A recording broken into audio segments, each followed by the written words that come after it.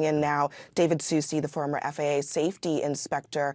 David, thanks for joining us. So when you hear about this collision on the tarmac at Boston Logan, a very busy airport, what does that say to you? Well, again, most every one of these incidents that we've seen is because things are in a hurry, because they're trying to get more airplanes out quicker.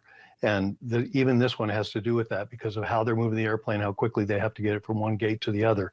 So it really is a matter of the fact that there's under a lot of pressure right now after this post-COVID, and now their traffic is back up to normal rates. They're under a lot of pressure to try to get as many airplanes off as they can to utilize whatever space they can in the airspace.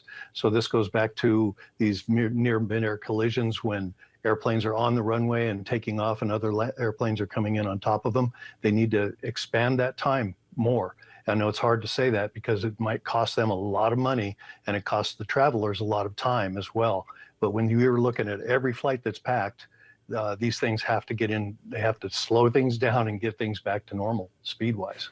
I wonder what you think, who is at fault here? I mean, look, you have the airlines who are saying airline traffic is back to pre-pandemic levels, but they're having staffing issues. But safety clearly can't be the fall guy in that scenario. So who is responsible for fixing this problem? Really, it's up to the individual airlines at this point. Now, we also have to include, it depends on which thing we're trying to mitigate. In this particular incident, it is airline specific. It is the airline that was moving the aircraft, and they're the ones that made the mistake that caused the damage to occur.